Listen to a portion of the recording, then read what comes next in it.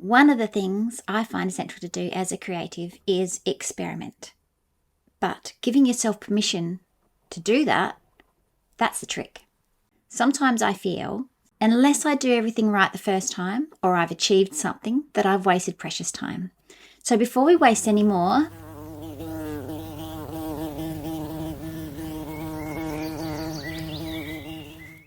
I'm Kaz, a maker and creator of Little Moonseed, a small art business here in Western Australia. I've done a lot of experimenting. So, here are 5 things I remind myself to do to get through that guilt whirlpool and get into the good stuff, and how you can achieve more joy in creating, more freedom to experiment, and help you to release your fears and your creativity too. The first one, it's time to drop perfectionism.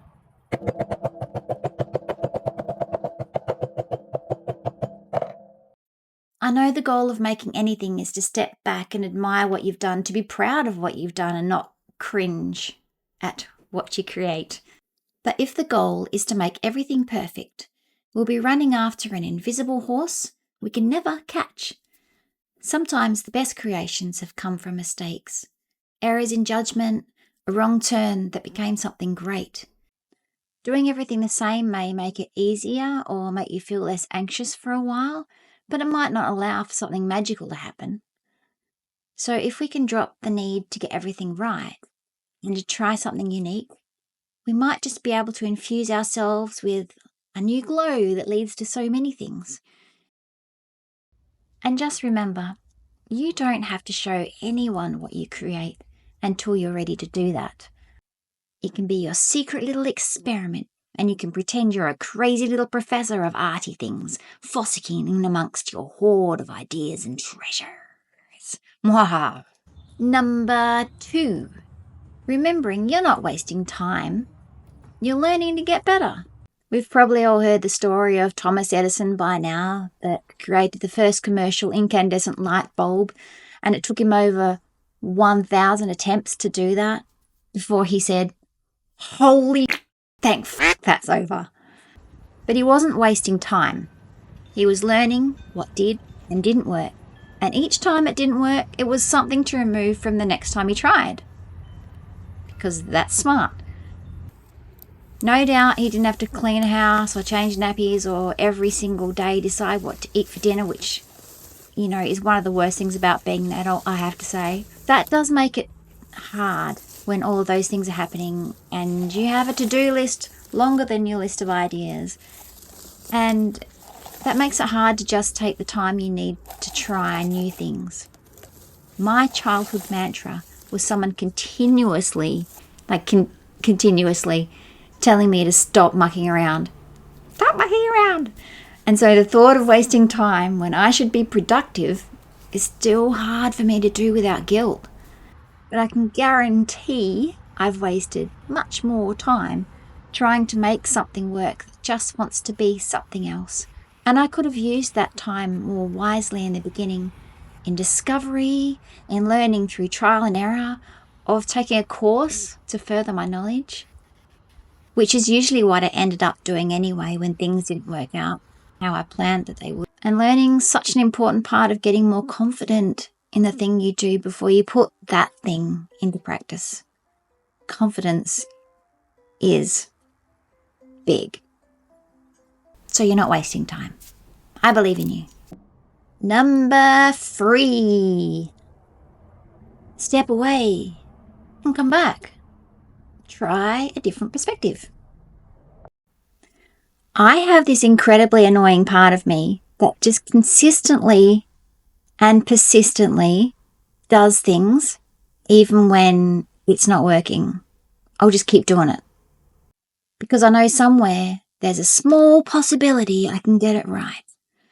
And I hyperfixate on it. And at the end of the day, the only thing I've gained is bad self-esteem. So it's far better to walk away and do something else for a bit and come back with a completely different perspective. Walk the dog, have a shower. But when you come back, if you're still in a funk, you could try experimenting with another medium. Try something different. Maybe your idea could be produced in another way. Perhaps there's more ways to create this idea than just what you see with your focused lens. Can you talk to a friend about it to help you visualize your idea better? Can you write it? Maybe make it into a poem, a little mini story? Perhaps get your camera and photograph it? Use air dry clay or pencils. Make a stop motion animation.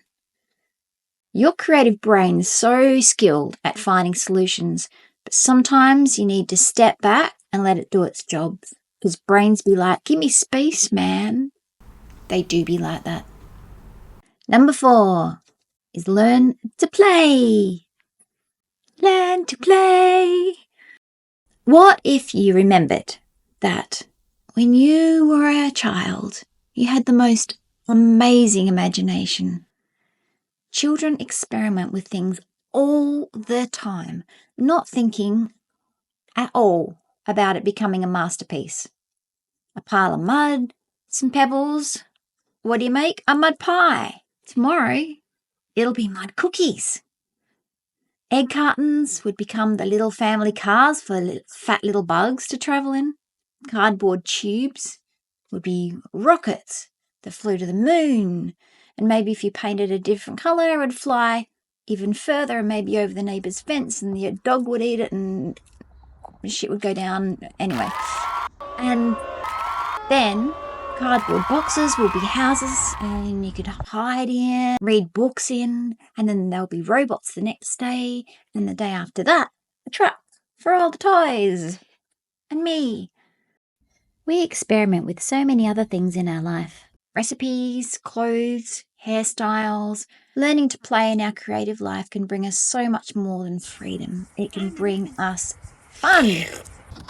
Number 5. Have a guilt-free pleasure day.